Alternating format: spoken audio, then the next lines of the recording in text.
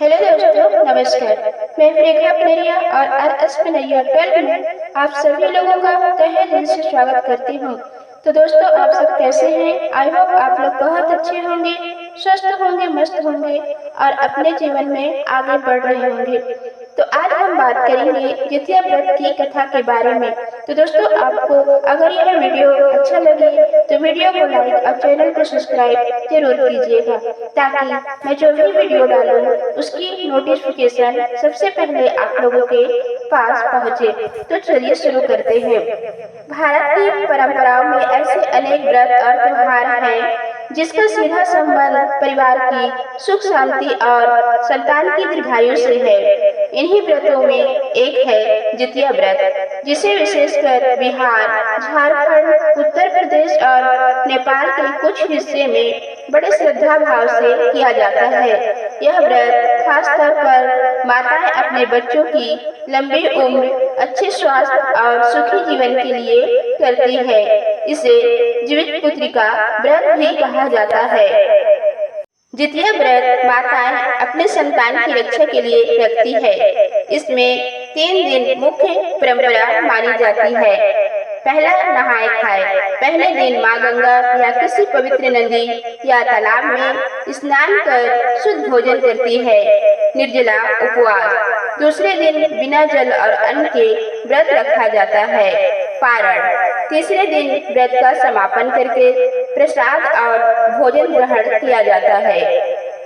अब आइए जानते हैं इस व्रत से जुड़ी पौराणिक कथा के बारे में। बहुत समय पहले की बात है। गंधर्वराज जिमुतवाहन नाम का एक धर्मात्मा, दयालु और साहसी पुरुष था। वह सदैव दूसरों की भलाई करने में विश्वास करता था। उसने निश्चय किया था कि वह कभी किसी को कष्ट नहीं पहुंचाएगा और प्राणियों की रक्षा करेगा। एक दिन वह वन में घूम रहा था, तभी उसे एक वृद्धा और उसका रोता हुआ पुत्र मिला। जब उसने कारण पूछा तो वृद्धा ने बताया कि उनका बेटा नागवंश का अंतिम पुत्र है, गरुड़, जो भगवान विष्णु का वाहन और पक्षीराज कहलाता है, हर दिन नागों को खा जाता है। आज उसके बेटे की पारी है, इसलिए वह दुखी है। जिमुतवाहन का हृदय करुणा से भर गया। उसने सोचा, अगर मैं इस नाग की जगह जाकर अपने प्राण देता हूँ तो न केवल इस बालक की जान बचेगी, बल्कि नागवंश भी सुरक्षित रहेगा। उसने वृद्धा को आश्वासन दिया और उस बालक को घर भेज दिया।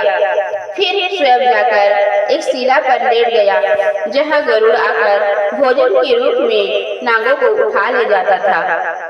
कुछ देर में गरुड़ आया और उसने जिमुतवाहन को नाग समझकर अपने पंजों में दबोच लिया। जैसे ही वह उड़ने लगा, जिमुतवाहन ने गरुड़ से कहा, हे गरुड़ देव, मैं नाग नहीं बल्कि मनुष्य हूँ। मैं स्वेच्छा से आपके भोजन के लिए आया हूँ, ताकि नागवंश का विनाश न हो। गरुड़ यह सुनकर चकित रह गया। उसने कभी इतना साहसी और निस्वार्थ मनुष्य नहीं देखा था। उसने जिमुतवाहन से पूछा, तुमने अपने प्राणों की आहुति क्यों देनी चाहिए? जिमुतवाहन ने उत्तर दिया, दूसरों की रक्षा करना ही सबसे बड़ा धर्म है। अगर मेरी वजह से एक बालक और वंश की रक्षा हो सकती है तो वह जीवन सार्थक है। गरुड़ उसकी निस्वार्थ भावना से अत्यंत प्रसन्न हुआ। उसने कहा, हे वीर जिमुतवाहन, आज से मैं नागों का वध नहीं करूंगा। तुम्हारी करुणा और साहस के कारण नागवंश की रक्षा होगी। तुम्हें और तुम्हारे वंशजों को अमर यश मिलेगा। इस घटना से यह संदेश मिलता है कि निस्वार्थ भाव से किए गए त्याग से संतानों और वंश की रक्षा होती है। दूसरी कथा लोक रिवाज में प्रचलित है। लोक कथाओं में एक और प्रसंग मिलता है। कहा जाता है कि एक समय किसी नगर में 2 प्रकार की स्त्रियां रहती थी। एक सधवा स्त्री जिसका पति जीवित था और एक विधवा स्त्री जिसका पति नहीं था। दोनों ने एक साथ में जितिया व्रत रखा। व्रत के दिन दोनों निर्जल रहकर भूखी थी। रात का समय था। विधवा स्त्री भूख से व्याकुल हो गई और उसने चोरी छिपे व्रत तोड़ दिया, जबकि श्रद्धा स्त्री ने पूर्ण श्रद्धा और नियम के साथ व्रत का पालन किया।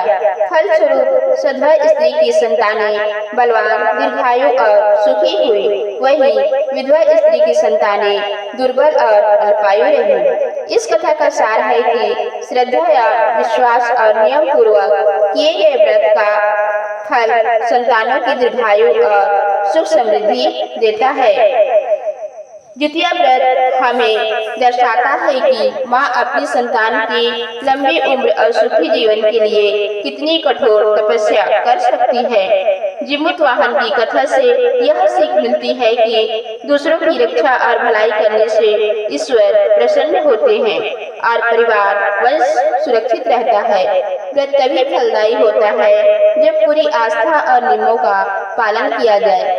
द्वितीय व्रत की कथा हमें यह बताती है कि सच्चे मन से किया गया त्याग और व्रत कभी व्यर्थ नहीं जाता। जीमूतवाहन का बलिदान आज भी प्रेरणा देता है कि निस्वार्थ कर्म ही सबसे बड़ा धर्म है। साथ ही यह व्रत माँ और संतान के अटूट संबंध और माँ के तप का प्रतीक है।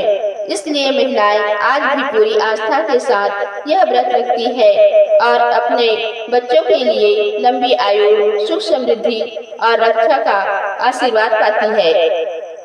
तो दोस्तों, मेरा वीडियो यहीं तक था। तो मिलते हैं नेक्स्ट वीडियो में नेक्स्ट टॉपिक के साथ। धन्यवाद।